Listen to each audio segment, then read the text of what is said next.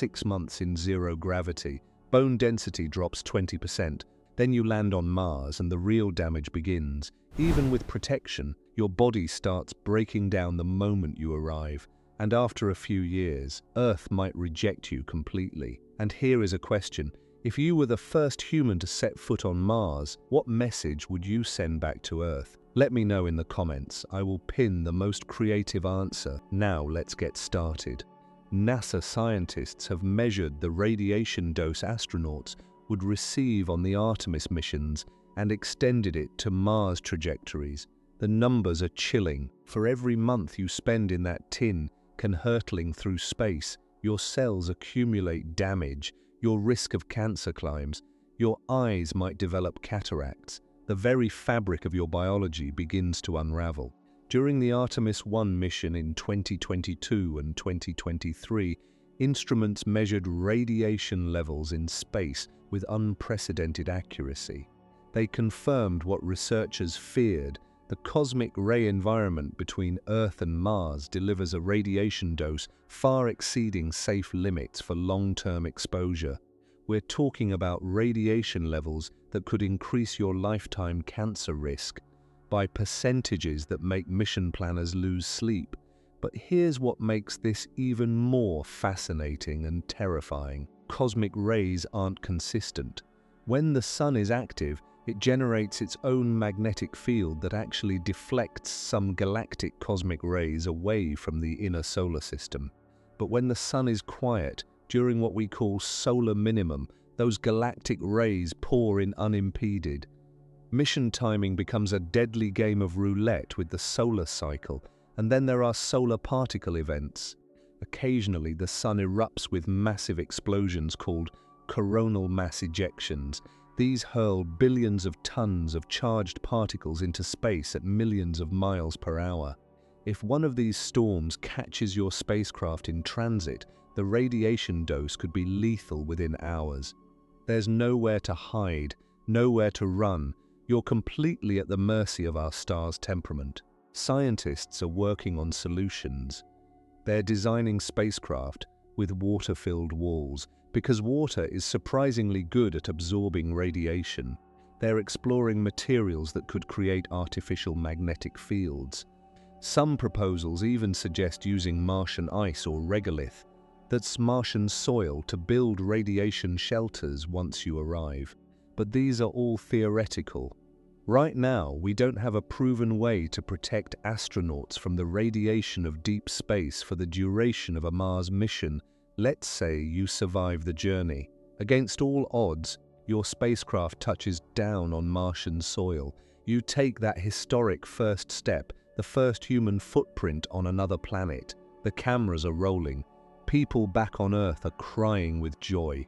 But your body has already started counting down to catastrophe, because Mars itself is trying to kill you in ways both obvious and insidiously subtle. The atmosphere of Mars is essentially non-existent. It's less than 1% the density of Earth's atmosphere, specifically about 0.6%.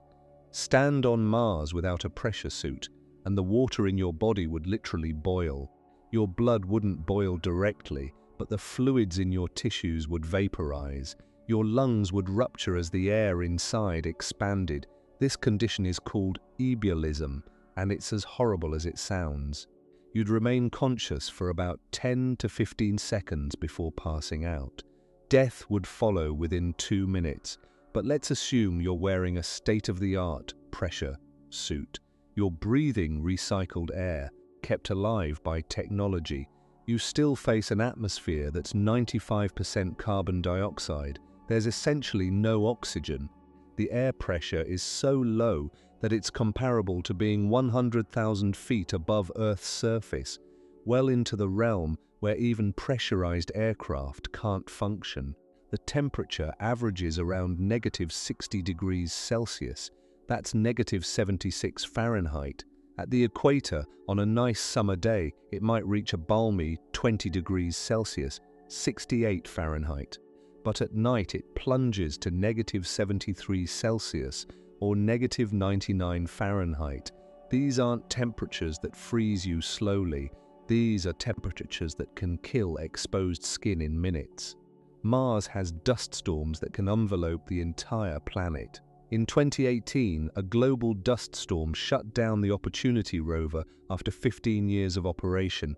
The dust is incredibly fine, almost like talcum powder, and it gets into everything.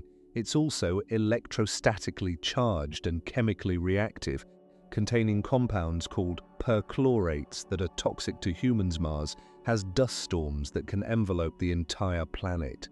In 2018, a global dust storm shut down the Opportunity rover after 15 years of operation. The dust is incredibly fine, almost like talcum powder, and it gets into everything. It's also electrostatically charged and chemically reactive, containing compounds called perchlorates that are toxic to humans. Breathing this dust could cause lung damage. It could contaminate your habitat, your water supply, your food. Every time you open an airlock, you're inviting this hostile substance inside your sanctuary. And remember those cosmic rays we talked about during the journey? They don't stop just because you've landed. Mars has no global magnetic field. It lost its magnetosphere billions of years ago when its core cooled and stopped generating the dynamo effect that creates planetary magnetic fields. Earth's magnetic field deflects most cosmic radiation. Mars offers no such protection. You're still being bombarded. Every second of every day, the Martian surface receives about 250 millisieverts of radiation per year. To put that in perspective, the average person on Earth receives about 3 millisieverts annually. A chest X-ray gives you about 0.1 millisieverts. Working at a nuclear power plant, you're limited to 50 millisieverts per year. On Mars, you'd exceed a nuclear worker's annual limit in less than 3 months. NASA's current career limit for astronauts is between 600 and 1200 millisieverts, depending on age and gender. On Mars, you'd hit that limit in roughly 3 to 5 years. This creates a ticking clock for any Mars mission. The longer you stay, the more your DNA accumulates damage, the higher your cancer risk climbs. Scientists estimate that a round-trip Mars mission, including the journey there, time on the surface, and the return trip, could expose astronauts to radiation doses approaching or exceeding safe career limits. And that's if everything goes according to plan. But let's talk about something even more insidious than radiation, something that attacks your body from the inside out. It's a force so fundamental that we rarely think about it on Earth, yet its absence on Mars could cripple you permanently. I'm talking about gravity. You've probably heard that Mars has lower gravity than Earth. The numbers sound almost pleasant. 38% of Earth's gravity. That means if you weigh 150 pounds on Earth, you'd weigh only 57 pounds on Mars. Sounds fun, right? You could jump higher, lift heavier objects, feel like a superhero, but your body evolved over millions of years under Earth's gravity. Every cell, every system, every biological process is calibrated for 1g, the gravitational acceleration we experience on Earth. Take that away, or even reduce it substantially, and your body doesn't just adapt. It deteriorates. Now, if you watched my previous video about why Mars is the scariest planet and why we shouldn't go there, you already know some of these dangers. But what we're exploring today goes deeper into the question of whether you could ever come back. Because the damage gravity does isn't temporary. It might be permanent. Let's start with your bones. On Earth, your skeleton constantly rebuilds itself. Cells called osteoblasts create new bone tissue. Other cells called osteoclasts break down old or damaged bone. This balance keeps your skeleton strong and healthy, but this balance depends on mechanical stress. The constant pressure of gravity and the pull of muscles against bones during movement and exercise. In reduced gravity, your bones don't experience the same stress. Your body interprets this as a signal that you don't need such strong bones anymore. The osteoclasts keep working at their normal pace, breaking down bone tissue. but the osteoblasts slow down dramatically. Breakdown exceeds formation. Your bones become weaker, more brittle, more porous. This condition is essentially space-induced osteoporosis.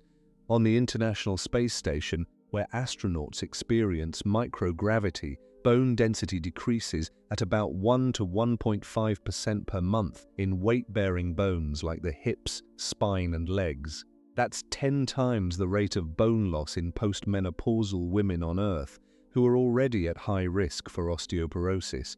A 6-month mission results in roughly 6 to 9% bone loss. Astronauts on the ISS exercise for 2 hours every day using specialized equipment to combat this. Even with rigorous exercise, they still lose bone mass. Mars has some gravity, unlike the 0G of the space station. But 38% might not be enough. We don't know for certain because no human has ever lived in Martian gravity. Animal studies and computer models suggest that partial gravity might slow bone loss compared to 0G, but it won't prevent it entirely. You could arrive on Mars with healthy bones, and after a year or two, have the skeleton of an 80-year-old osteoporosis patient. Now imagine trying to return to Earth with bones like that. The journey home takes another 6 to 9 months in zero gravity, complete weightlessness. Your already weakened bones would deteriorate further. By the time you land on Earth, the 1G environment you evolved for could be crushing. Standing up might fracture your legs. A simple fall could shatter your hip. Some astronauts who've spent extended time on the ISS have required months of rehabilitation just to walk normally again. A Mars mission would be far worse. But bones are only part of the story. Your muscles face a similar fate. In reduced gravity, you don't need as much muscle strength to move around, to maintain posture, to perform daily tasks. Your body, always seeking efficiency, begins to cannibalize muscle tissue. This process is called muscle atrophy. Studies of long-duration spaceflight show that astronauts can lose up to 20% of muscle mass in key postural muscles like the calves and lower back. Muscle strength declines even more dramatically, up to 32%. This isn't just about looking less toned. We're talking about functional impairment. After months in space, astronauts struggle to perform basic physical tasks when they return to Earth. Some need to be carried from their spacecraft. Others require assistive devices to walk. On Mars, your muscles would slowly waste away despite any exercise regimen. And just like bones, the damage might not be fully reversible. The longer you stay, the weaker you become. Eventually, your body might reach a point where it lacks the strength to withstand Earth's gravity. You'd be trapped, not by distance or technology, but by your own deteriorating physiology. Then there's your cardiovascular system. On Earth, your heart has to pump blood upward against gravity. When you stand up, blood tends to pool in your legs. Your heart works harder, your blood vessels constrict. Specialized reflexes kick in to maintain blood pressure in your brain. It's a complex dance perfected over evolutionary time. In low gravity, this system goes haywire. Blood doesn't pool in your legs anymore. Instead, it shifts toward your head and upper body. Your face becomes puffy, your legs become thinner. Your body interprets this fluid shift as a signal that you have too much blood volume, so it starts reducing total blood volume by about 10%. Your heart, no longer working against gravity, starts to atrophy just like your other muscles. It becomes smaller, weaker, less efficient. When astronauts return from extended space missions, many experience orthostatic intolerance, the inability to stand upright without feeling dizzy or fainting. Their cardiovascular systems have deconditioned so much that they can't handle the simple act of standing in Earth's gravity. This condition, also called orthostatic hypertension, can be severe. Some returning astronauts can't stand for more than a few minutes without their vision darkening, their hearts racing, and their bodies threatening to shut down. It takes weeks or months of rehabilitation for the cardiovascular system to readapt to Earth. After a Mars mission, with its extended duration in partial gravity, followed by months in zero gravity during the return trip, this reconditioning might take years, or it might not happen at all. There's also something called spaceflight-associated neuroocular syndrome, or SANS. This is one of the most mysterious and concerning effects of long-duration spaceflight. The fluid shift toward the head apparently increases pressure inside the skull. This pressure can flatten the backs of the eyeballs, cause the optic nerve to swell, and create folds in the choroid, the layer of blood vessels behind the retina. The result? Vision problems. Many astronauts who've spent extended time in space report blurred vision that persists long after they return. Some have permanent structural changes to their eyes. We don't fully understand why this happens or how to prevent it. We don't know if it's reversible, and we don't know what prolonged exposure to Martian gravity would do. Would 38% gravity be enough to prevent SANS, or would astronauts on Mars slowly lose their vision, unable to reverse the damage even if they made it home? Your inner ear contains structures called otoliths, tiny crystals suspended in gel that move in response to gravity and acceleration. These organs tell your brain which way is up, how you're moving, and how to maintain balance. They're calibrated for 1G. In altered gravity, they send confusing signals to your brain. This mismatch causes what's known as space adaptation syndrome, essentially motion sickness on steroids. In the first few days in space, many astronauts experience severe nausea, vomiting, disorientation, and headaches. Eventually, the brain adapts to the new environment. But here's the problem. When you return to Earth, or when you transition between different gravitational environments, you have to adapt all over again. Imagine spending months traveling to Mars in zero, adapting to weightlessness. Then you land on Mars and suddenly experience 3/8 G. Your otoliths have to recalibrate. You'd likely experience days or weeks of disorientation, balanced problems, and nausea while your brain figures out the new rules. Then, after a year or more on Mars, you board your return spacecraft and go back to 0G, adapt again. Finally, you approach Earth and experience full gravity for the first time in years. Your inner ear would be completely confused. Some researchers worry that after such extended periods in altered gravity, the brain might never fully readapt to Earth. You could have permanent balance and coordination problems. But all of these physiological challenges pale in comparison to one fundamental problem: getting home in the first place.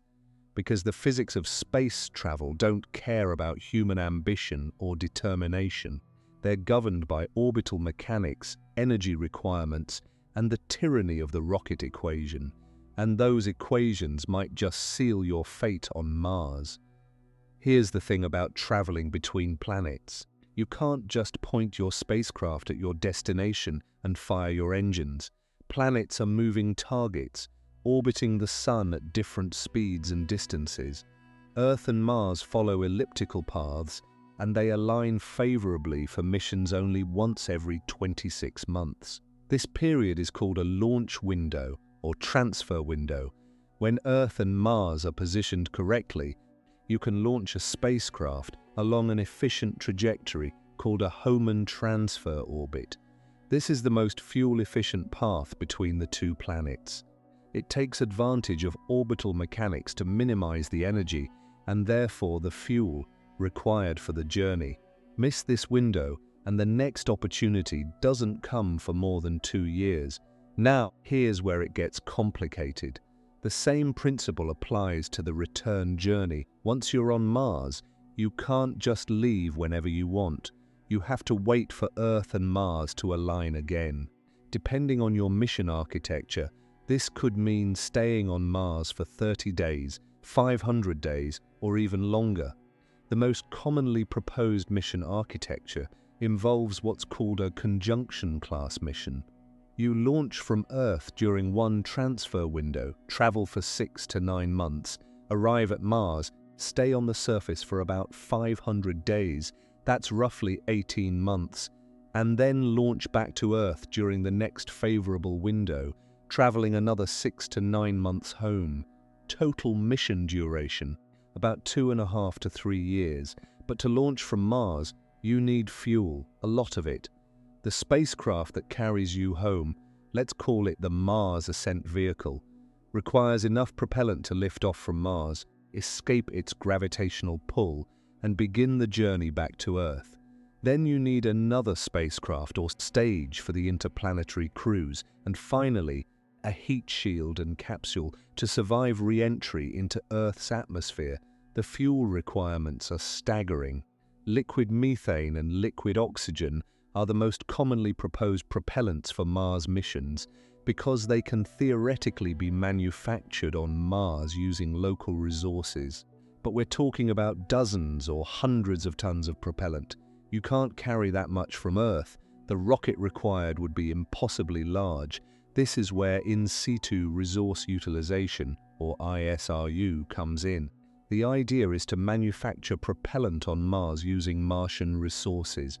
Mars's atmosphere is 95% carbon dioxide. With the right equipment, you can extract CO2 from the air, combine it with hydrogen, and produce methane and water through a chemical reaction called the Sabatier process. Then you can electrolyze water to produce hydrogen and oxygen. The hydrogen gets recycled back into the Sabatier reactor, and the oxygen becomes your oxidizer for the rocket engines. NASA's MOXIE experiment on the Perseverance rover has successfully demonstrated oxygen production on Mars. This small device, about the size of a toaster, extracts carbon dioxide from the Martian atmosphere and uses solid oxide electrolysis to split it into oxygen and carbon monoxide. It operates at temperatures around 800 degrees Celsius.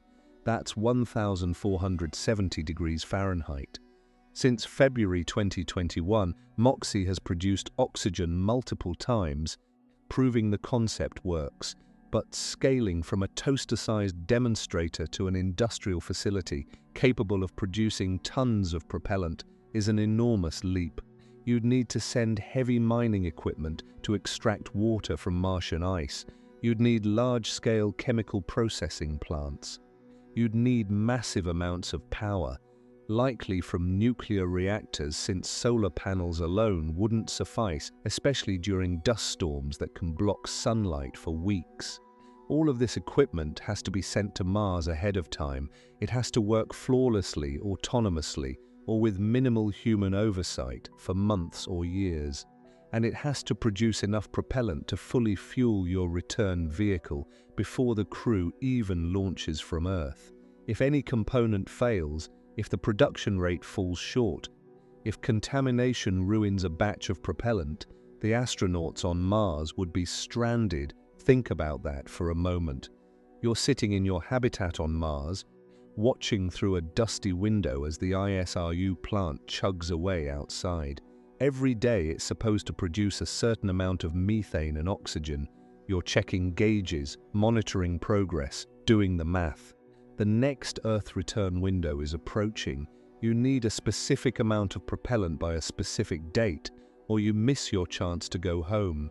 The window passes, and suddenly you're stuck for another 26 months. Then you hope the plant keeps working, hope nothing breaks, hope your life support systems last, hope you don't run out of food or water or spare parts. Multiple studies have examined the feasibility of Martian ISRU. A 2024 NASA analysis compared 5 different approaches to propellant production, varying the combinations of resources brought from Earth versus those produced on Mars. The conclusions were sobering. While ISRU is technically feasible, it requires significant infrastructure, substantial power generation, reliable mining operations, and flawless execution over extended periods. Any single failure point could doom the return mission. Then there's the question of where you get the hydrogen. The Sabatier process requires hydrogen as an input. Mars doesn't have much hydrogen lying around. You could bring it from Earth, but hydrogen is difficult to store.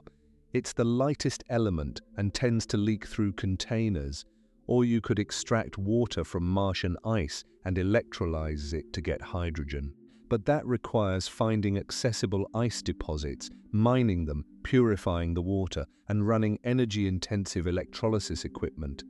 Every step adds complexity, mass, power requirements, and potential failure points. Recent missions have confirmed that Mars has substantial water ice deposits, especially near the poles and in mid-latitude regions. NASA's Phoenix lander in 2008 confirmed water ice just beneath the surface. The Mars Reconnaissance Orbiter has detected vast ice sheets buried under relatively thin layers of soil.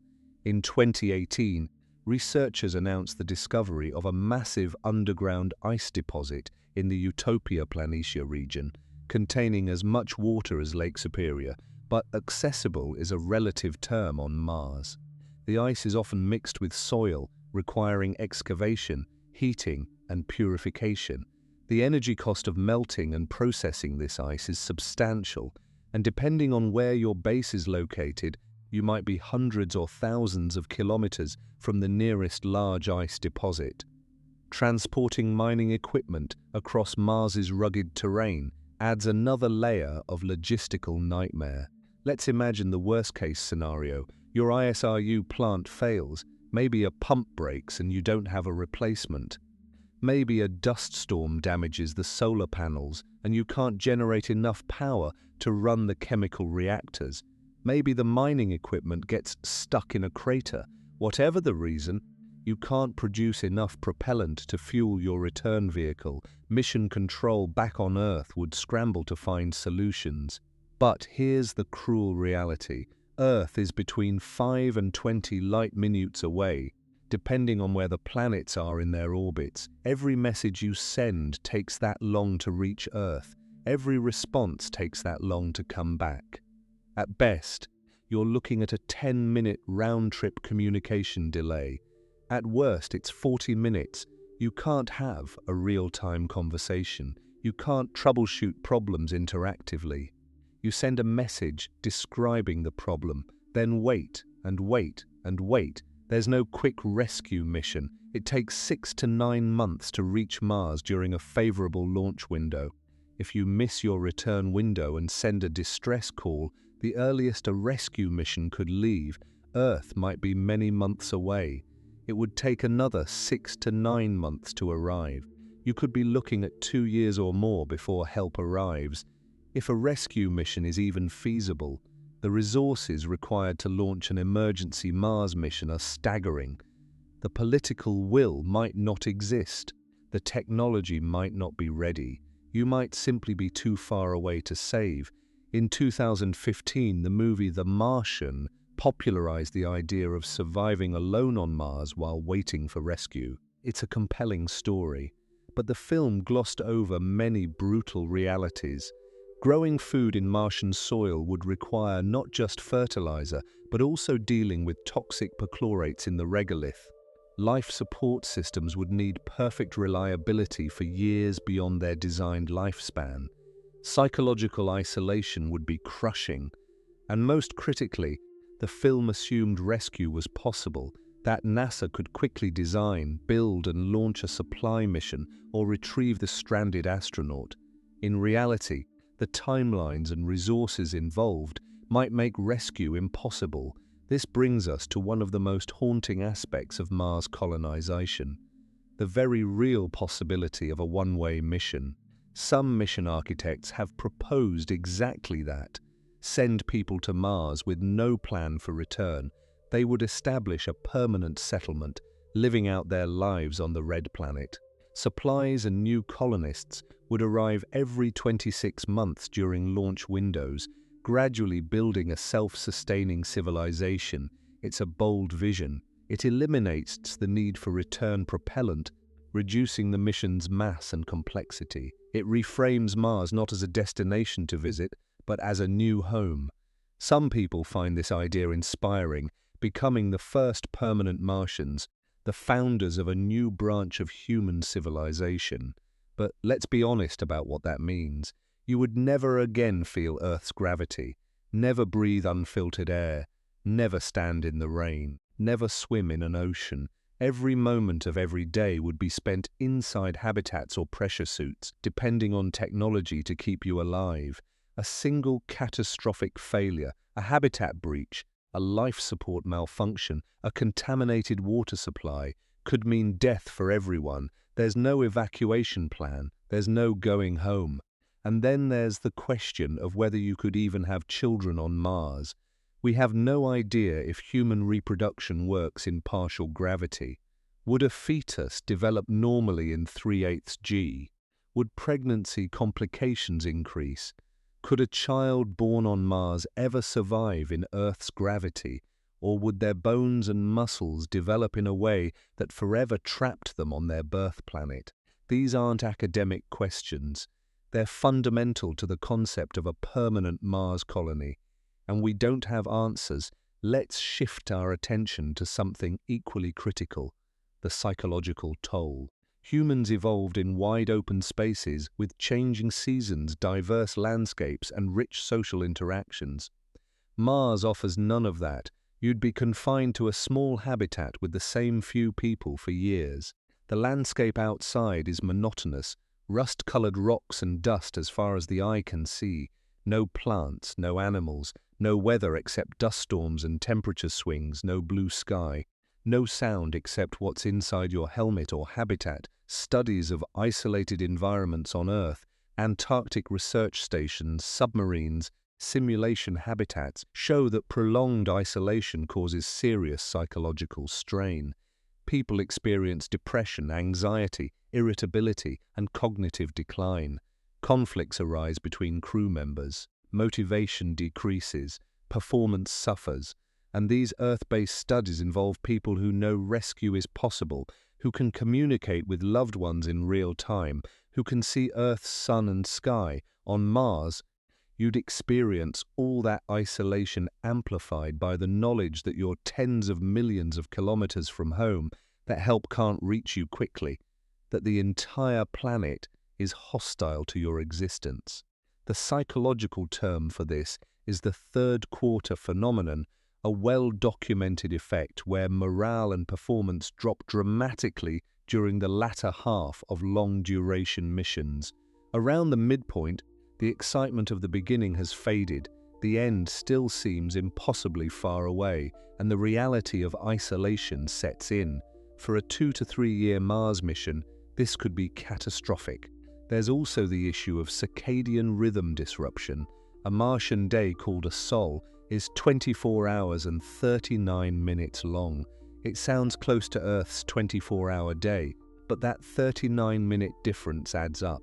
Your body's internal clock, evolved over millions of years for Earth's day-night cycle, struggles to adapt. Studies of people living on Martian time for rover operations have reported sleep problems, fatigue and cognitive impairment, circadian disruption, with isolation, confinement, danger, separation from family, communication delays, and the constant background stress of knowing that any mistake could be fatal.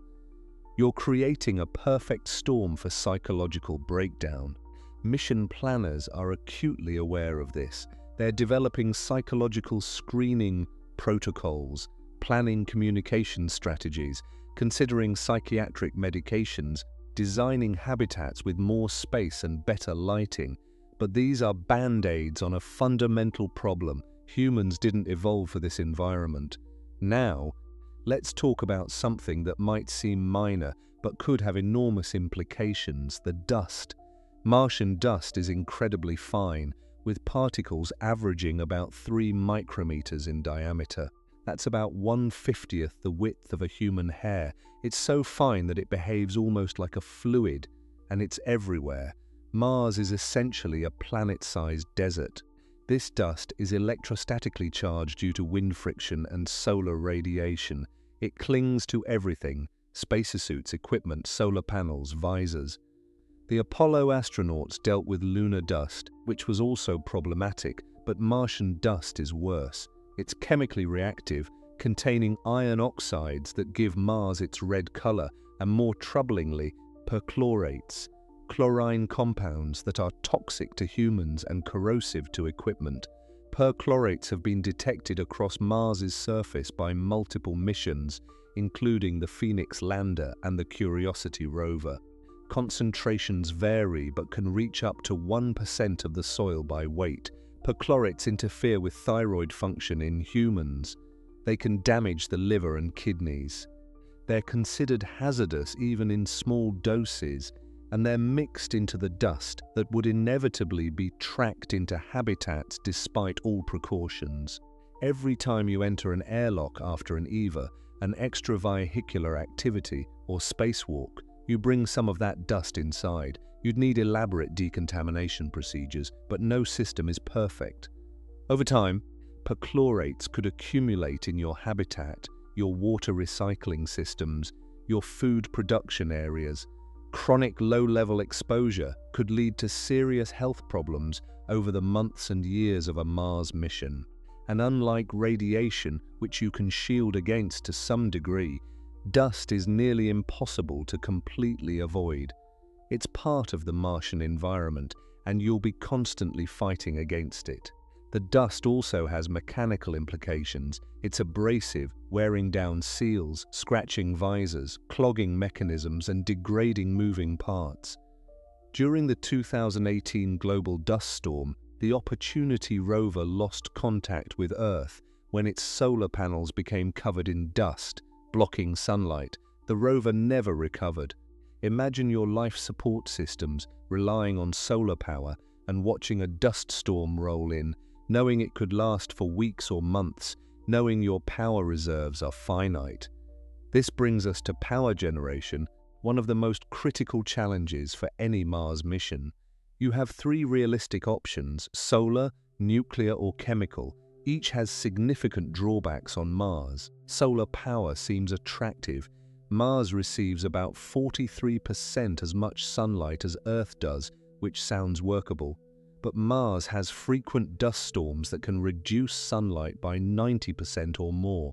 The thin atmosphere offers less protection from temperature swings, so nights are brutally cold, requiring heaters that drain your batteries.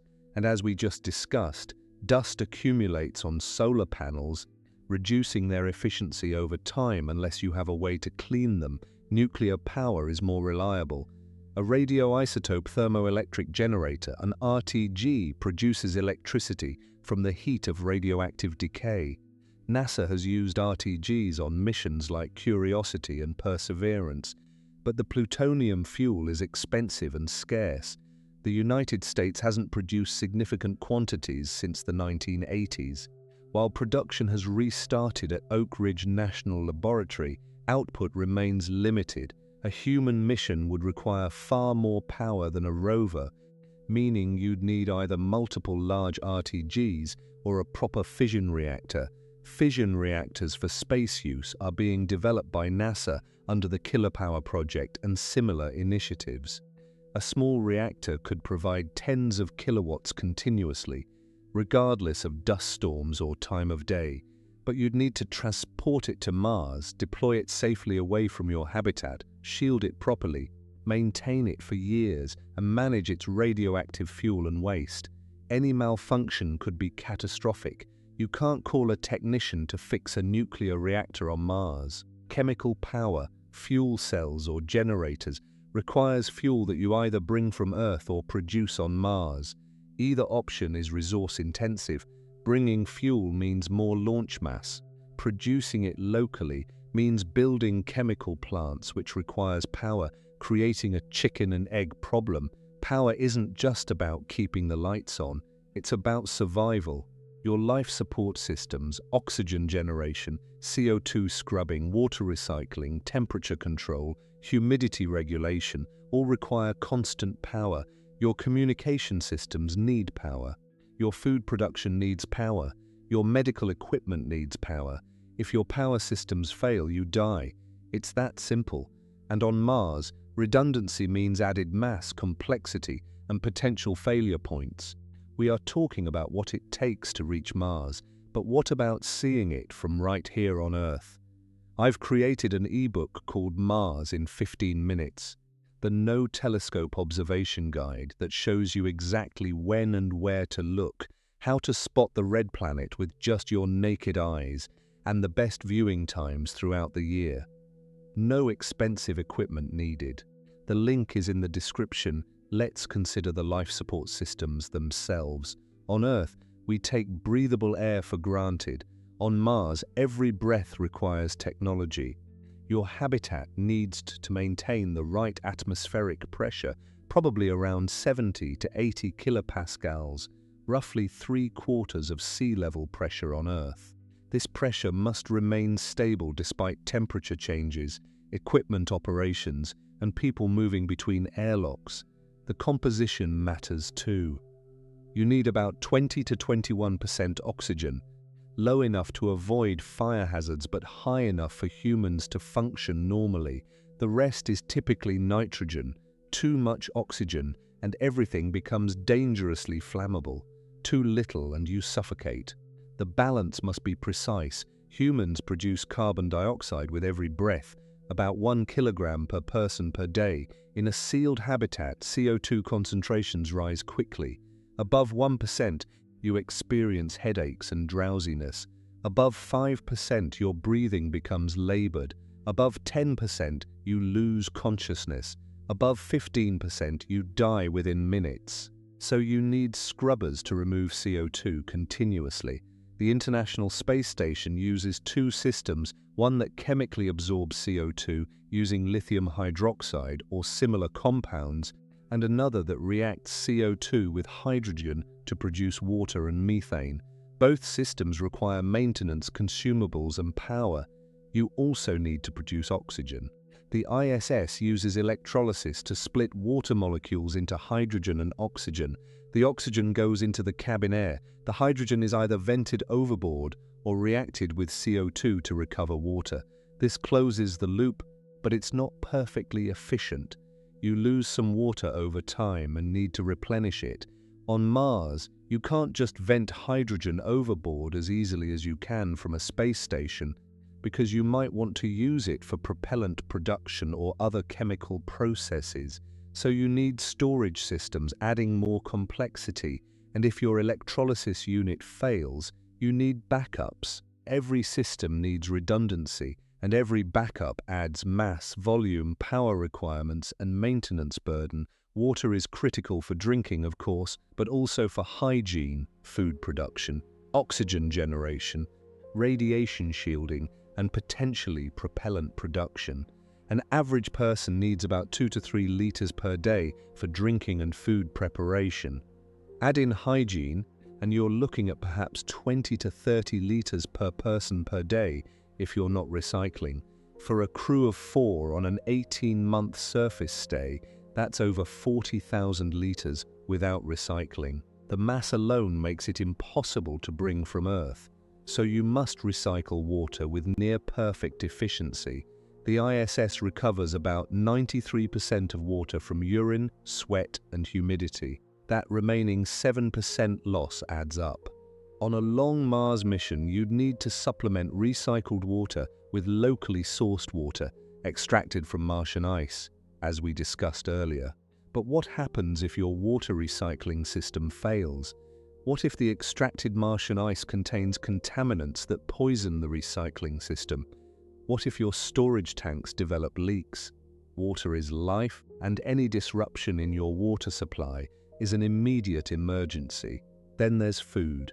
You can bring freeze-dried or preserved food from Earth, but for an 18-month surface stay, plus the journeys, you're looking at thousands of kilograms of food per person. Growing food on Mars reduces the mass you need to bring and provides psychological benefits. Fresh food, gardening activities, a connection to life. But Martian agriculture faces enormous challenges. Martian regolith isn't soil. Soil is a living ecosystem containing organic matter, microorganisms, nutrients, and structure created by biological activity. Regolith is sterile, rocky material with no organic content and, as we've mentioned, containing toxic perchlorates. You'd need to wash or process the regolith to remove perchlorates. Then amend it heavily with organic matter, nutrients and microorganisms brought from Earth. Growing plants requires light, and on Mars, you're probably growing them inside pressurized greenhouses with artificial lighting to supplement the weaker Martian sunlight and provide a controlled day-night cycle. That means more power consumption. You need temperature control because Martian nights are freezing. You need water, which comes from your precious recycled supply or mined Martian ice. You need to manage atmospheric composition in the greenhouse. Plants need CO2 for photosynthesis and produce oxygen, which complements human needs, but the balance must be managed. And then there's the question of what crops to grow. You need high-calorie, nutrient-dense crops that grow efficiently in confined spaces. Potatoes, sweet potatoes, wheat, soybeans, lettuce, tomatoes, and similar crops are candidates. But crop diversity requires different growing conditions, and pests or diseases could wipe out entire harvests. You'd need genetic diversity, stored seeds, and backup food supplies. The Martian featured astronaut Mark Watney growing potatoes in Martian soil, fertilized with human waste. It's a clever idea, and human waste does contain nutrients, but it also contains pathogens, bacteria, viruses, parasites that could contaminate your food and water. You'd need thorough composting at high temperatures to kill pathogens, a process that requires time, space, and careful management. One mistake could cause a disease outbreak in your small crew with no hospital and limited medical supplies. Speaking of medical care, let's consider what happens if someone gets seriously ill or injured on Mars. You'd have a medical officer with training roughly equivalent to a physician assistant or emergency medicine doctor. You'd have medical supplies, diagnostic equipment, maybe a small surgical suite. But you're not performing complex surgeries, treating severe infections with limited antibiotics, or managing chronic diseases with limited pharmaceutical supplies. What if someone develops appendicitis? On Earth, it's a routine emergency surgery. On Mars, it could be fatal. The communication delay means Earth-based doctors can't provide real-time guidance. The crew member performing the surgery might have practiced on simulators but never done the procedure on a living human. The surgical environment would be improvised. Post-operative infections in a dusty, confined habitat with limited sterility could turn a survivable injury into a death sentence. And that's assuming you have the right surgical instruments, anesthesia, and antibiotics. If you run out of a critical medication, there's no pharmacy. The next resupply mission is 26 months away at best. What about injuries? A broken bone from a fall in low gravity might seem less likely to be serious, but remember, your bones are already weakening from prolonged exposure to reduced gravity and radiation. A fracture that would be minor on Earth could be catastrophic on Mars. You'd need to set it properly, immobilize it, hope it heals despite the low gravity and your body's compromised bone density. If it doesn't heal correctly, that person might be permanently disabled. Dental emergencies present another nightmare scenario. A severe toothache, an abscess, a broken tooth. These are agonizing and potentially life-threatening if infection spreads. Does your crew include someone trained in dentistry? Do you have the equipment to perform extractions or root canals? Probably not. Pain management becomes critical, and your supply of pain medications is limited. Mental health emergencies could be equally dangerous. Severe depression, anxiety attacks, psychotic breaks. These are real possibilities given the isolation, stress, and danger. You'd have some psychiatric medications, but treating serious mental illness requires expertise and often specialized facilities. If a crew member becomes suicidal or violent, you have very limited options. You can't evacuate them. You can't call for professional help.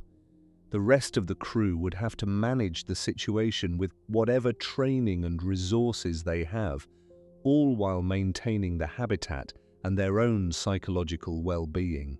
There's also the matter of reproduction and sexuality. People will be people, even on Mars. If your crew includes both men and women on a multi-year mission, romantic and sexual relationships are probable, possibly inevitable. Mission planners struggle with this topic. Do you try to prevent relationships through strict regulations? Do you select all male or all female crews to eliminate the possibility of pregnancy? Do you accept that relationships will happen and plan accordingly? Pregnancy on Mars would be extraordinarily dangerous. We have no data on how partial gravity affects fetal development. Would a fetus develop normally? Would there be birth defects? Would the mother's already stressed body be able to support a pregnancy? Childbirth would be risky without advanced medical facilities. And if a baby were born, could it survive? Would its developing bones and muscles adapt to Martian gravity in ways that would make Earth gravity impossible to tolerate later? These aren't hypothetical ethical questions. They're practical problems that could arise on a long-duration mission. Now let's discuss something that might sound mundane, but is actually critical: spare parts and maintenance. Everything breaks eventually. Seals wear out, electronics fail, mechanical parts fracture. On Earth, you order a replacement part and it arrives in days. On Mars, the nearest spare parts are on Earth, months away even during favorable launch windows. You'd bring redundant systems and extensive spare parts, but you can't bring spares for everything. You'd need manufacturing capabilities, 3D printers capable of producing parts from Martian materials or recycled components. You'd need raw materials, design files, and crew members skilled in improvised engineering. NASA and other space agencies are developing these technologies, but they're still primitive compared to what you'd need for true self-sufficiency. Consider something as simple as a spacesuit. Spacesuits are incredibly complex, custom-fitted, and expensive. Each one costs millions of dollars. They have limited lifespans due to wear from dust abrasion, radiation degradation, and mechanical stress. A Mars mission would require numerous EVAs over 18 months or more. How many suits do you bring? What happens when they wear out? Can you repair or manufacture new ones on Mars with limited resources? The Apollo missions to the Moon lasted only a few days per mission. Even so, lunar dust damaged spacesuits significantly. The Martian environment is even more abrasive, and you'd be using suits far more extensively. The dust would work its way into joints, seals, and fabric, degrading performance. Eventually, a suit might become unsafe to use. If you run out of functional suits, you're trapped inside your habitat, unable to conduct repairs, collect samples, or respond to external emergencies. Communication with Earth is another challenge that people often underestimate. The speed of light is finite, about 300,000 kilometers per second. Mars and Earth are constantly changing distance from each other as they orbit the Sun. At closest approach, they're about 55 million kilometers apart. At farthest, they're about 400 million kilometers apart. This translates to communication delays of between 4 and 24 minutes one way, or 8 to 48 minutes for a round-trip exchange. Imagine sending a message asking for urgent advice on a critical malfunction. You send your message and wait. 8 minutes later at best, Mission Control receives it. They consult, formulate a response, and send it back. 8 minutes later, you receive their answer. That's 16 minutes minimum, assuming the closest approach and immediate response. More realistically, you're looking at 30 to 40 minutes or more for routine communications. This delay makes real-time conversation impossible. You can't troubleshoot problems interactively. You can't get immediate emotional support from loved ones. Video calls with family become asynchronous messages. You record a message, send it, then wait hours for a response. The isolation this creates is profound. Astronauts on the ISS can have real-time conversations with people on Earth. Mars astronauts would be truly alone. in a way no human has ever experienced. There are also periods when Earth and Mars are on opposite sides of the Sun. During these conjunctions, solar radiation interferes with communications. Data transmission becomes unreliable or impossible for weeks. You'd be completely cut off from Earth, unable to receive updates, guidance, or even news from home. The psychological impact of such isolation is unknown but likely severe.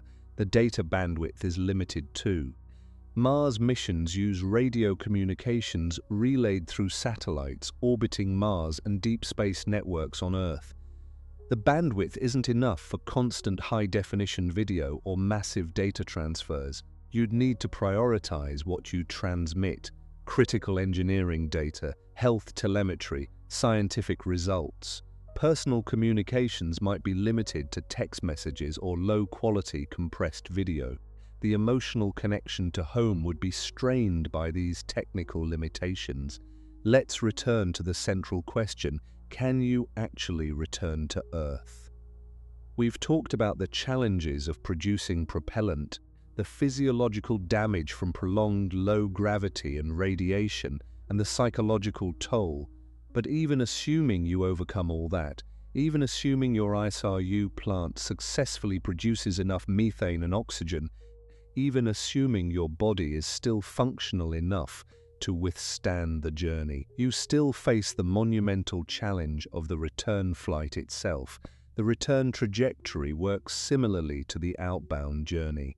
You launch from Mars during a favorable window, follow a Hohmann transfer orbit or similar trajectory, and arrive at Earth 6 to 9 months later. But launching from Mars is fundamentally different from launching from Earth. Mars has a thin atmosphere, which means less aerodynamic stress during ascent.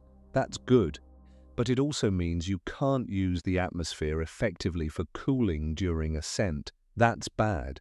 Your engines must work harder for a longer burn to achieve orbital velocity. Mars' gravity is lower, so escape velocity is lower, about 5 kilometers per second compared to Earth's 11.2 kilometers per second. That helps, but you still need a substantial rocket, and that rocket must be fueled with locally produced propellant that you've hopefully managed to create and store without contamination or loss. The Mars ascent vehicle would likely be a two-stage rocket. The first stage lifts you off the surface and into Mars orbit. The second stage, or perhaps a separate transfer vehicle waiting in orbit, performs the trans-Earth injection burn, the engine firing that breaks you out of Mars orbit and sends you toward Earth. Then you coast for months across interplanetary space, enduring the same radiations and zero-gravity environment you experienced on the outbound journey, except now your body is already damaged from the time on Mars. Your bones are weaker, your muscles are atrophied, your cardiovascular system is deconditioned. The return journey will make everything worse. By the time you approach Earth, you've been away for roughly 3 years. Your body has spent maybe 9 months in 0G on the trip to Mars, 18 months in 3/8 G on the Martian surface, and another 9 months in 0G on the return. That's a total of 18 months in weightlessness and 18 months in partial gravity. No human has ever experienced anything close to this duration in altered gravity. Studies from the ISS show that even with intensive exercise, 2 hours per day on specialized equipment, astronauts still experience significant physiological degradation after 6 months.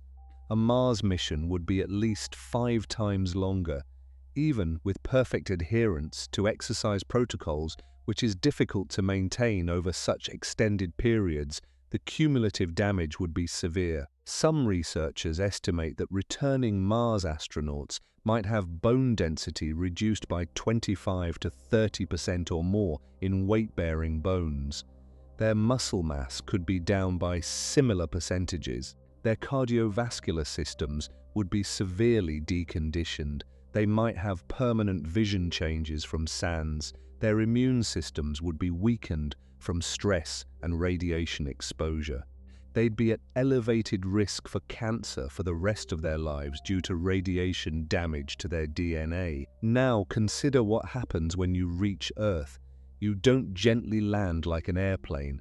You slam into the atmosphere at about 11 kilometers per second, roughly 40,000 kilometers per hour or 25,000 miles per hour. The friction with the atmosphere creates temperatures exceeding 1,500 degrees Celsius on your heat shield.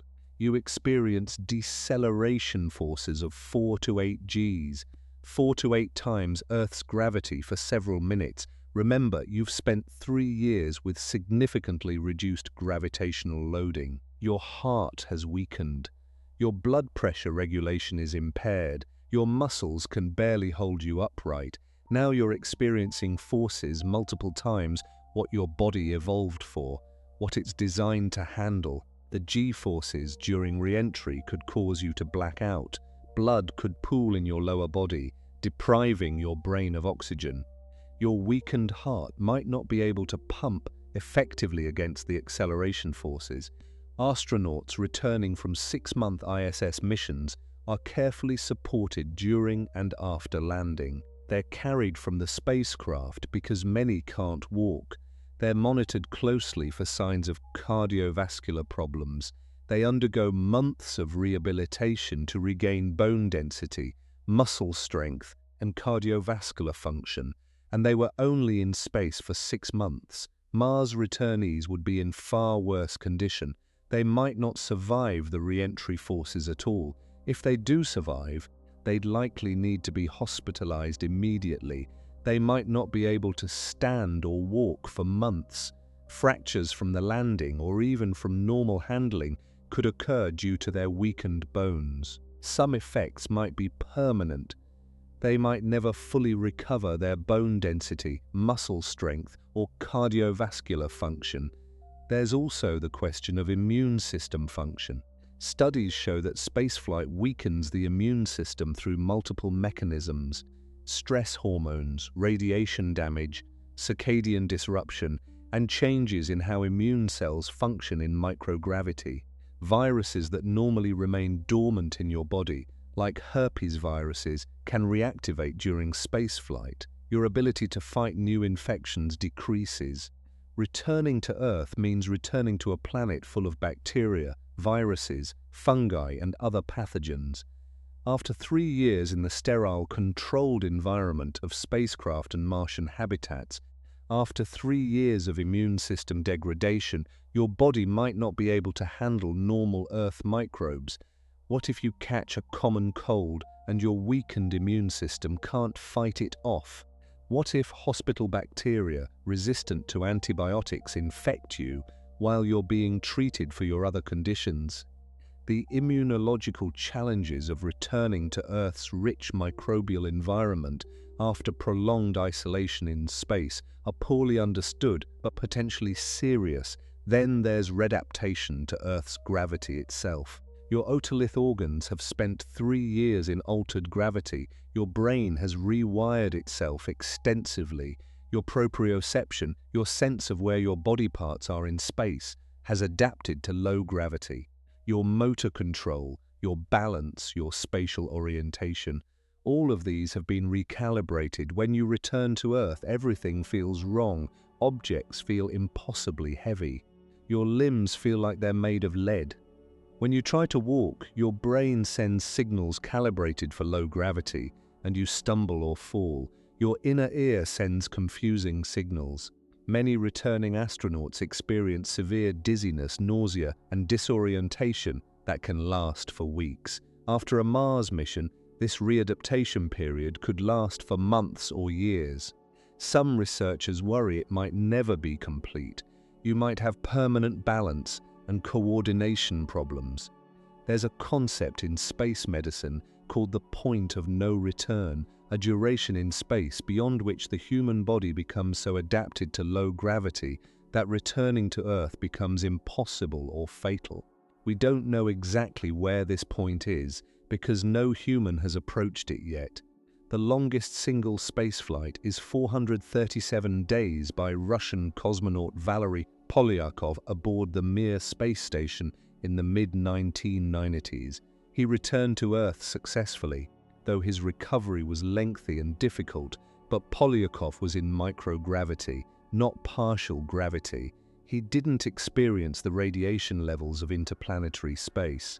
He didn't have the additional stress of isolation from Earth, the communication delays, or the knowledge that rescue was impossible. A Mars mission pushes far beyond anything humans have attempted.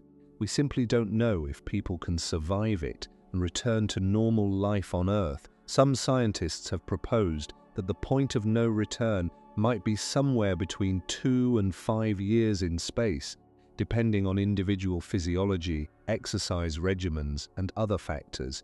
A Mars mission falls squarely within this range.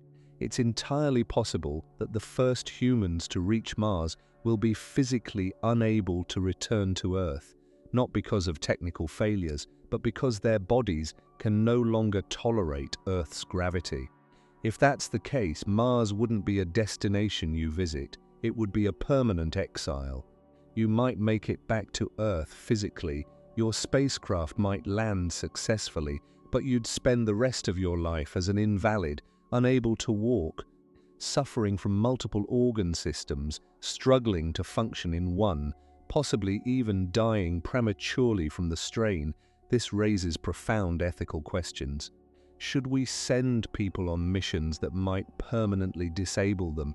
Can someone truly give informed consent to such a mission when we don't fully understand the risks? What responsibility does society have to care for returning Mars astronauts who are severely disabled by their journey? These aren't abstract philosophical questions. They're immediate concerns for anyone planning human Mars missions. Now let's consider contamination, both biological and chemical. Mars might harbor life, though we haven't found definitive evidence yet. If Martian microbes exist, they've evolved completely independently from Earth life for billions of years. They might have biochemistry we don't recognize. They might not even use DNA as we know it.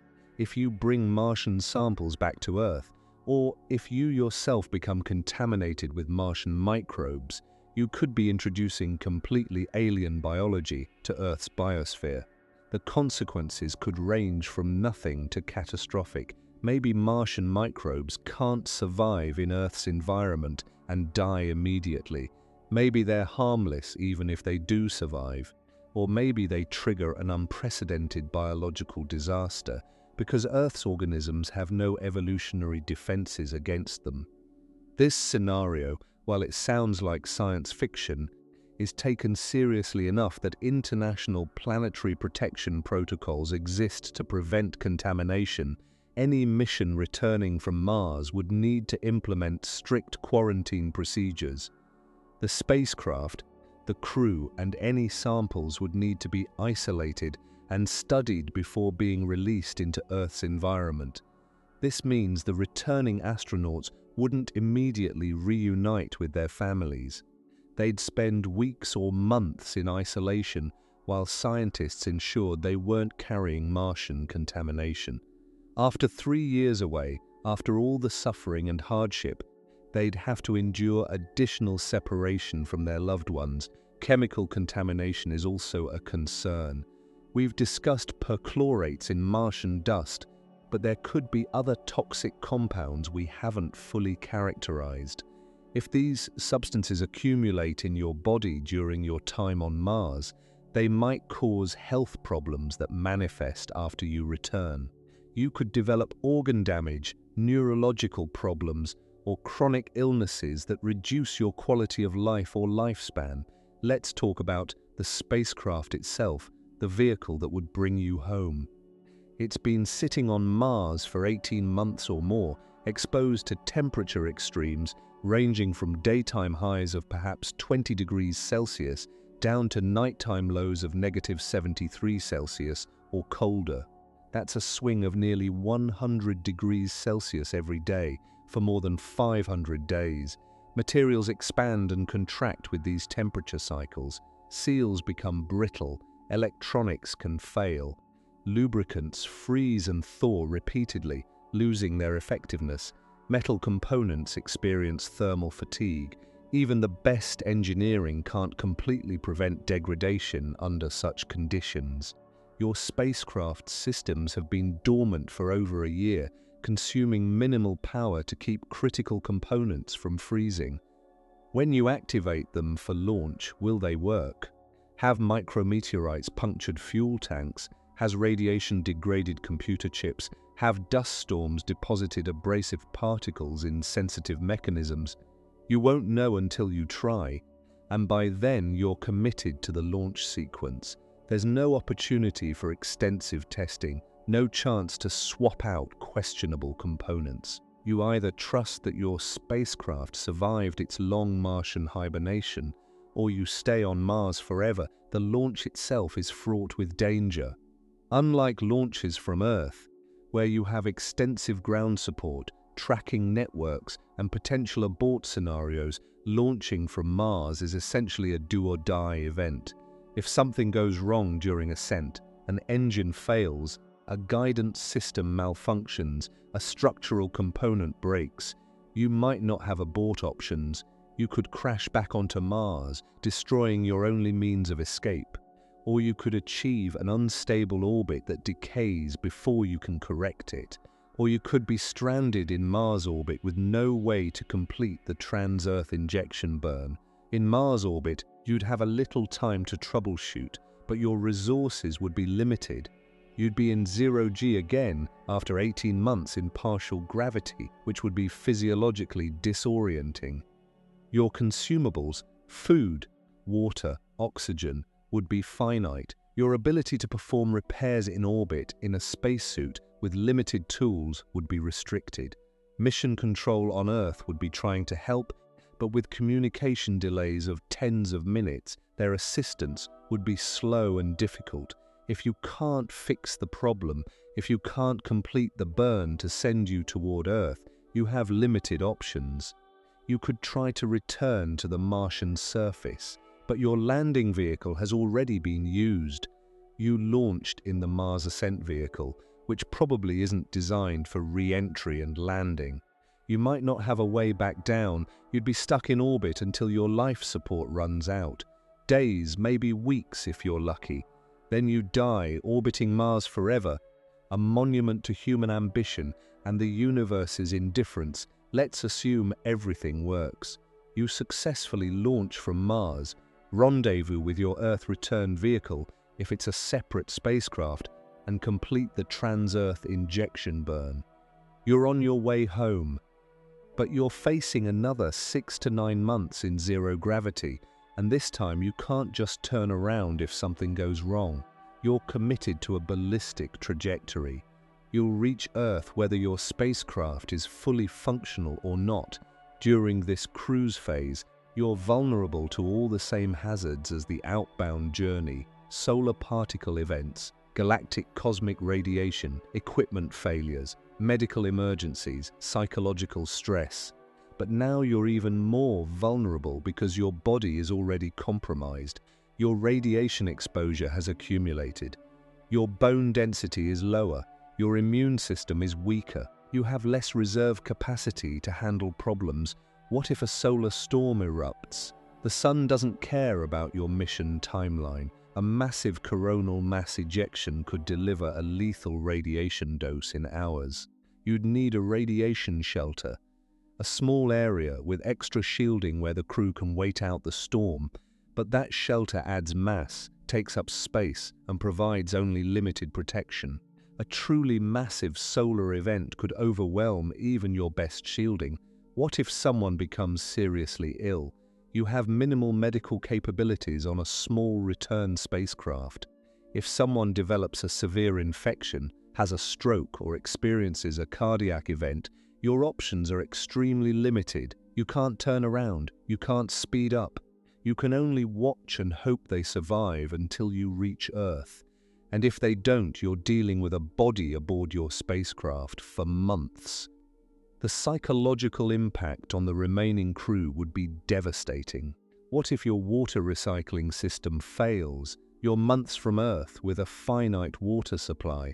Rationing might extend your supply, but dehydration would weaken you further, making you even less able to handle the stresses of re-entry and landing. What if your oxygen generation fails, carbon dioxide scrubbing fails, temperature control fails? Any of these system failures could be fatal, and you're too far from Earth for rescue. As you approach Earth, you face another critical challenge, the entry interface. Your trajectory and velocity must be precisely controlled. Too steep an entry angle, and the deceleration forces and heating become extreme. You could burn up or experience G-forces that knock you unconscious or kill you. Too shallow, and you skip off the atmosphere back into space, possibly on a trajectory that sends you away from Earth, with no fuel remaining to correct it. Your heat shield must be in perfect condition. It's been in space for 3 years, exposed to radiation, micrometeoroids, thermal cycling, and the vacuum of space. Any damage, even small cracks or delamination, could allow superheated plasma to penetrate during re-entry, burning through your spacecraft hull. The Apollo missions inspected their heat shields before re-entry. You won't have that luxury. You'll be trusting that your heat shield survived the journey intact. The G-forces during re-entry, as we discussed, could be fatal given your weakened condition. Even if you survive, you'll be experiencing the most intense physical stress of the entire mission during those few minutes. Your vision might grey out as blood drains from your brain. You might vomit from the combination of G-forces and inner ear confusion. Your heart might struggle to pump effectively. And if something goes wrong, if your parachutes don't deploy properly, if your landing systems malfunction, you could die within sight of home after surviving 3 years in space.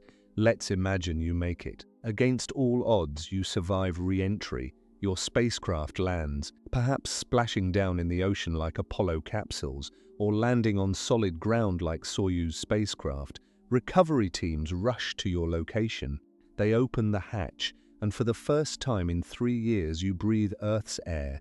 You smell ocean salt or desert dust or whatever environment you've landed in. You feel wind on your face. You see blue sky, but you can't stand. Medical personnel lift you from the spacecraft on a stretcher. Your muscles can't support your weight against Earth's gravity. Your bones feel like they're being crushed. Everything is too heavy. Your arms, your head, even your internal organs sag in ways that feel wrong and painful. The medical team places you in an ambulance or helicopter and rushes you to a hospital. You're isolated in a quarantine facility. Scientists take samples, run tests, monitor you for any sign of Martian contamination. Your family can see you through glass or on video screens, but they can't touch you, can't embrace you, not yet. Meanwhile, doctors assess the damage to your body. Bone scans reveal severe osteoporosis. Your muscles have atrophied dramatically. Your cardiovascular system is severely deconditioned. Your vision might be permanently impaired. Blood tests show markers of radiation damage, immune dysfunction, and possibly organ damage from perchlorate exposure or other toxins. You begin a rehabilitation program that will last months, possibly years. Physical therapy to rebuild muscle strength, weight-bearing exercises to stimulate bone growth, though your bones may never fully recover. Cardiovascular conditioning to teach your heart to work against gravity again. Vestibular therapy to retrain your inner ear and balance systems. Psychological counseling to process the trauma of the mission and readjust to life on Earth. Some things might never return to normal. You might always need a cane or other assistance to walk. Stairs might be impossible. You might experience chronic pain from damaged joints and compressed vertebrae. Your elevated cancer risk means frequent medical monitoring for the rest of your life. You might develop cataracts, requiring surgery. You might have cognitive changes from radiation exposure to your brain, memory problems, difficulty concentrating, altered personality. Your social reintegration would be challenging. You've been gone for 3 years, living through experiences no one else can truly understand. Your friends and family have moved on with their lives. Children have grown.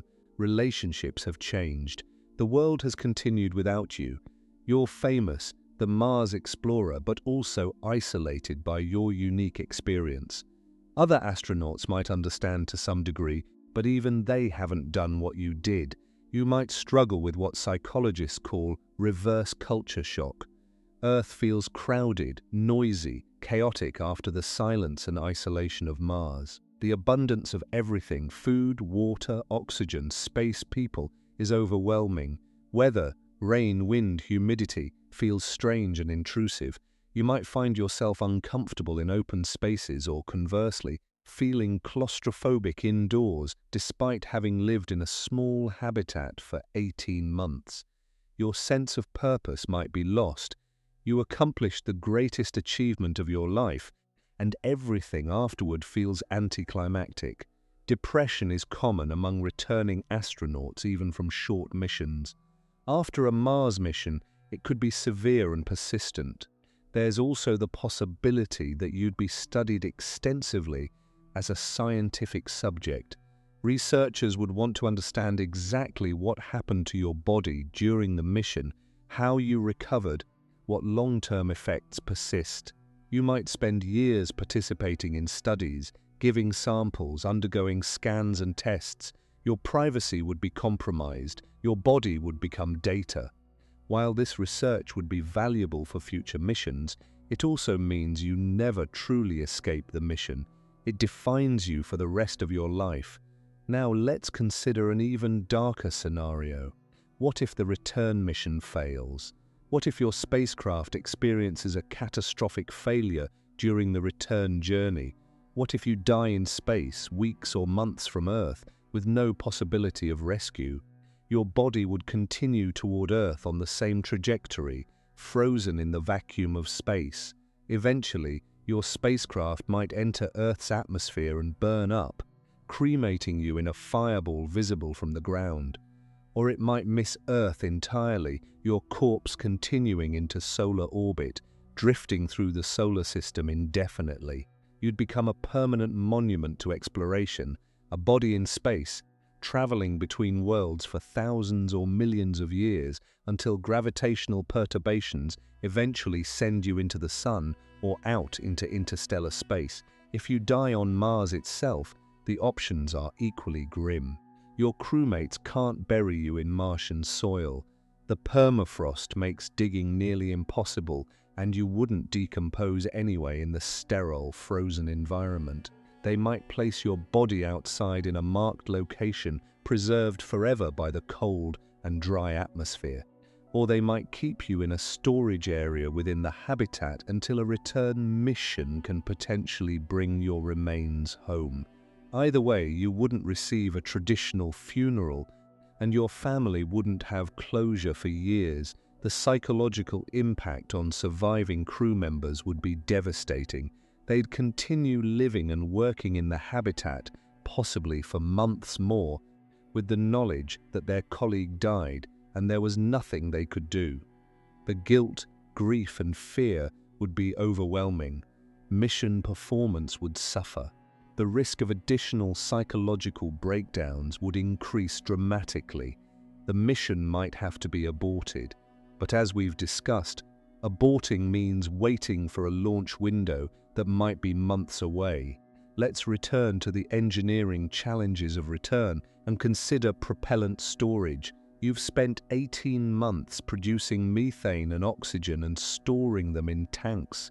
But storing cryogenic propellants for extended periods is difficult. Liquid methane must be kept at approximately -161 degrees Celsius.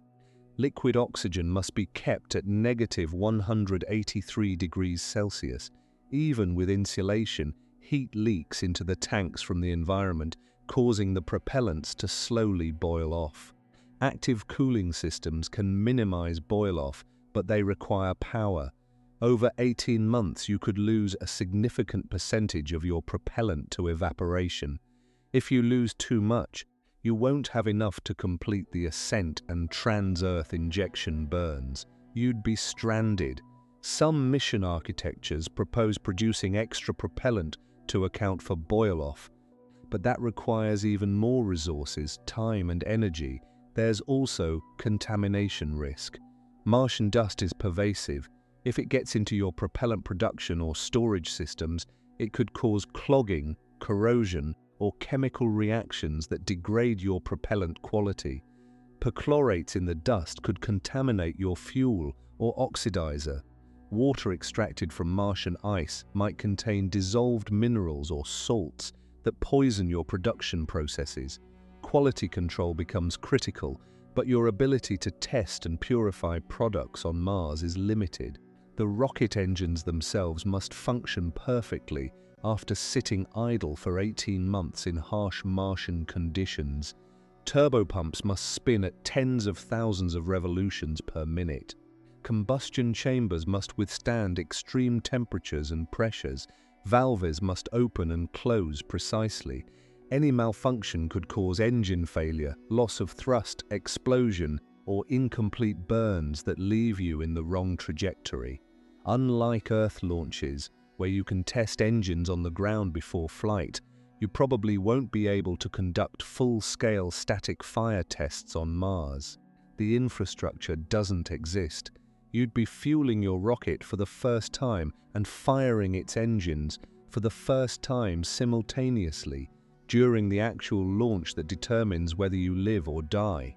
It's the ultimate trust exercise in engineering and manufacturing. Let's also consider orbital mechanics more deeply. The Hohmann transfer orbit is fuel efficient, but it's also slow and has minimal flexibility. If you miss your launch window, if your spacecraft isn't ready, if a crew member is too ill to travel, if propellant production falls behind schedule, the next opportunity is 26 months away. That's more than 2 additional years on Mars.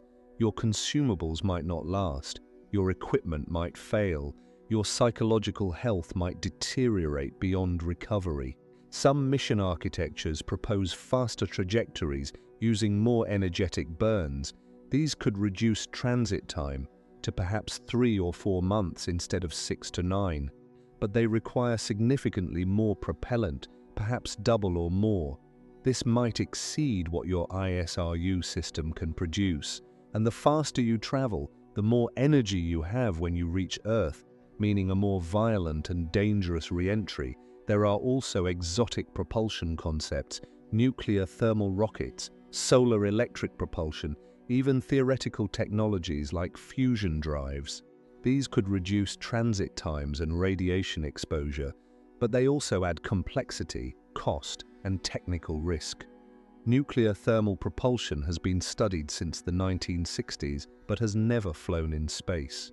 Solar electric propulsion works well for robotic missions, but might not scale to human missions with their strict time constraints and life support requirements. The fundamental problem is that Mars is really far away. The solar system is vast, and we're biological creatures adapted for one specific planet. We didn't evolve to cross interplanetary space. We're trying to use technology to compensate for our biological limitations, but there are fundamental constraints we can't easily overcome. Physics dictates how much energy is required to move mass across distances. Biology dictates how much radiation, isolation, and altered gravity human bodies can withstand. Engineering determines what's practically achievable with current or near-future technology. Economics determines what society is willing to invest. Politics determines whether projects receive sustained support across decades. The intersection of all these constraints creates a very narrow, very difficult path to Mars and back. Even with unlimited funding and political will, even with the best possible technology, even with perfectly healthy and psychologically resilient astronauts, a Mars return mission pushes the boundaries of what's physically possible for human beings. We're attempting something our species didn't evolve to do in an environment actively hostile to our survival, across distances that make rescue impossible. This brings us to a philosophical question. Should we go at all? Is human exploration of Mars worth the enormous risks and costs? Or should we focus on robotic exploration, which has been tremendously successful? Rovers like Spirit, Opportunity, Curiosity, and Perseverance have returned vast amounts of scientific data without risking human lives. Orbiters have mapped the entire planet. Landers have analyzed soil chemistry. We've learned that Mars once had liquid water on its surface, that it might still have subsurface ice and possibly even liquid water in underground aquifers, that complex organic molecules exist in Martian rocks. Robots don't need life support. They don't eat, breathe, or sleep. They don't experience psychological stress. They don't need to return home. They can operate in environments immediately lethal to humans. They're getting more capable every year, more autonomous, more intelligent, better equipped with sophisticated instruments. An argument can be made that we should send increasingly advanced robots to Mars while humans remain safely on Earth. But humans bring capabilities robots lack. We're adaptable, creative problem solvers. We can make intuitive leaps, recognize patterns, adjust plans on the fly. A geologist on Mars could accomplish in hours what a rover takes weeks to do. Human presence enables certain scientific investigations that are difficult or impossible remotely, and there's an intangible value to human exploration, the inspiration, the expansion of human experience, the statement that we're not confined to one world. Perhaps the answer isn't choosing between humans and robots, but rather understanding that each Mars mission needs to justify its approach. Some objectives are best achieved robotically, others might genuinely require human presence. But we must be honest about the costs, not just financial, but human. We must acknowledge that anyone we send to Mars might not come back, or might come back permanently damaged. This honesty leads to uncomfortable conclusions. Perhaps Mars missions should be one way by design, with volunteers fully understanding they're becoming permanent Martians. Perhaps we should wait decades or centuries until technology advances enough to make return missions safer. Perhaps we should focus on establishing a self-sustaining presence on the Moon first, where Earth is only 3 days away and return missions are far more feasible. Perhaps we should develop fundamentally new technologies, artificial gravity through rotation, advanced radiation shielding, faster propulsion systems, before attempting crewed Mars missions. The counter-argument is that we'll never develop these technologies without the motivation of actual missions. That waiting for perfect conditions means never going. That exploration has always involved risk, and that throughout history, some explorers have died in the attempt. The first Polynesian voyagers who sailed beyond sight of land didn't know if they'd find new islands or die at sea. Early Arctic and Antarctic explorers knew many wouldn't return. The first astronauts rode rockets that had significant failure rates. Risk is inherent to exploration, but there's a difference between acceptable risk and reckless endangerment. We should be honest with potential Mars astronauts about what they're facing, not a sanitized, optimistic version of the mission, but the full reality, the radiation exposure that might give you cancer, the bone loss that might cripple you, the isolation that might break you psychologically, the communication delays that mean you're truly alone, the equipment that might fail, the propellant that might not be ready, the return journey that might kill you, and the Earth you might never fully readjust to, even if you make it back. Someone facing these realities might still volunteer. Human beings are capable of extraordinary courage and determination. We've always had individuals willing to risk everything for discovery, for achievement, for the chance to be part of something greater than themselves. The first Mars explorers will be among the bravest humans who ever lived. But they deserve to make their choice with full knowledge of what they're facing. The infrastructure for Mars missions is developing. NASA's Artemis program aims to return humans to the Moon and establish a sustained presence there. This will test technologies and procedures applicable to Mars. SpaceX is developing its Starship vehicle specifically for Mars missions, with Elon Musk repeatedly stating his goal of establishing a self-sustaining city on Mars. Other space agencies, ESA, CNSA, Roscosmos, have Mars ambitions. Private companies are investing in relevant technologies. We're closer to sending humans to Mars than ever before. Current estimates suggest crewed Mars missions could launch in the 2030s or 2040s. That's soon, within the lifetime of people alive today, within the lifetime of children who might grow up to be those first Mars explorers. The decisions we make now about mission architecture, safety protocols, technology development, and ethical frameworks will determine whether those missions succeed or become tragedies. The question, can you actually return from Mars, doesn't have a simple yes or no answer. Technically, it's possible to design a return mission. The physics works, the chemistry works. We can theoretically produce propellant on Mars, launch a spacecraft, and return to Earth. But technically possible is very different from reliably achievable or safe for human beings. The real answer is, maybe, with perfect execution, favorable conditions, no major equipment failures, no medical emergencies, no psychological breakdowns, and astronauts who happen to be physiologically resilient to the effects of radiation and altered gravity, yes, return is possible. But remove any of those conditions and the mission fails. The margin for error is razor thin. The consequences of failure are death or permanent disability.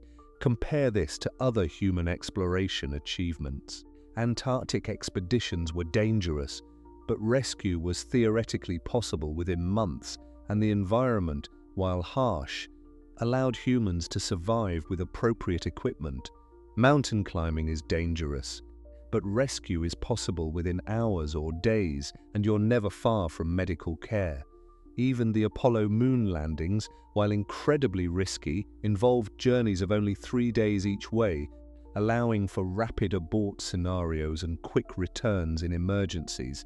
Mars is categorically different. The distances are measured in tens of millions of kilometers. The timescales are measured in years. The isolation is absolute. There is no cavalry coming over the hill. There is no rescue ship. You're on your own in the most hostile environment humans have ever attempted to survive. And if anything goes seriously wrong, you die. Your only hope of survival is the equipment you brought, the supplies you have, the skills of your small crew, and some luck.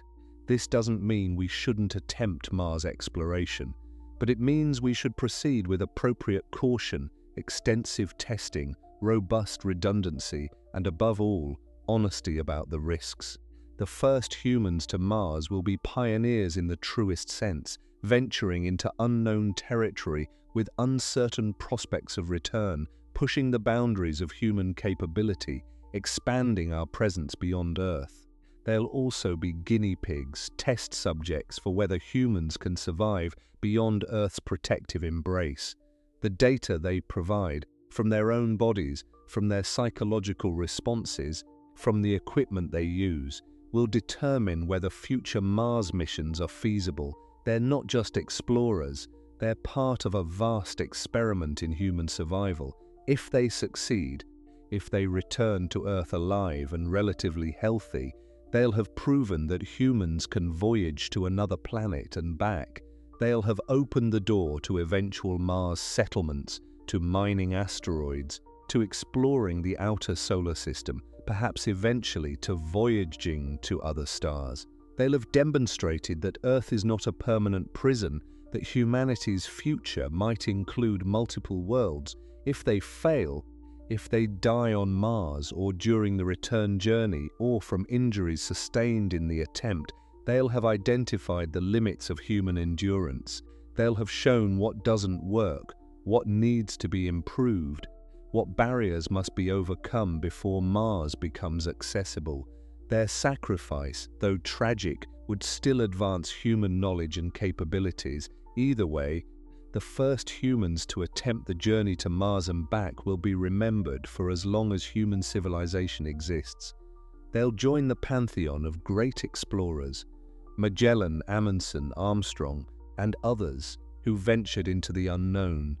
Their names will be taught to children centuries from now. They'll be the generation that transformed humanity from a single planet species into something more. But standing at this moment in history, before those missions launch, we must ask ourselves, are we ready? Have we done everything possible to ensure their safety? Have we been honest about the risks? Have we developed the technology, protocols, and infrastructure necessary to give them a reasonable chance of survival and return? The answer today is probably not yet. We're close, but significant challenges remain unsolved. The radiation problem doesn't have a good solution. ISRU technology needs more development and testing. Long-duration life support systems need validation. The physiological effects of multi-year missions in partial gravity remain unknown. Psychological support systems for extreme isolation are inadequate. This suggests we need more time, more research, more robotic precursor missions, more technology development before risking human lives. But time is a luxury that political and economic pressures might not allow. Space agencies face budgetary constraints and political cycles. Private companies have investors and shareholders demanding results. Public attention spans are short. The pressure to launch before we're truly ready is immense. The tragedy would be if we send astronauts to Mars prematurely, before the technology is mature and the risks are properly mitigated, and they die as a result. Their deaths wouldn't just be personal tragedies, they'd set back Mars exploration by decades. As public support evaporates and funding disappears, we'd have sacrificed brave explorers and delayed the dream of Mars settlement, losing on both counts. So can you actually return from Mars? The honest answer is, we don't know for certain, but the challenges are far more severe than most people realize. It's not impossible, but it's incredibly difficult and dangerous. Success will require extraordinary technology, meticulous planning, redundant systems, resilient astronauts, favorable conditions, and significant luck. And even if everything goes perfectly, the returning astronauts will likely carry permanent scars, physical and psychological, from their journey. Mars beckons, a red dot in our night sky that has fascinated humans for millennia. We will eventually send people there. The question is whether they'll have a reasonable prospect of returning alive and healthy, or whether we're sending them on a one-way journey, whether we admit it or not. If this deep dive into the harsh realities of Mars exploration fascinated you, please give this video a thumbs up and subscribe to the channel. And if you haven't already, check out the video on the screen. Why the first humans on Mars will be trapped there forever, where we explore even more reasons why leaving Earth for Mars might be a one-way ticket. Want to see Mars for yourself tonight? You don't need a telescope. I created Mars in 15 minutes, the No Telescope Observation Guide, an ebook that shows you exactly when and where to look in the night sky. Download it from the description, step outside, and spot the red planet with your own eyes. Thanks for watching.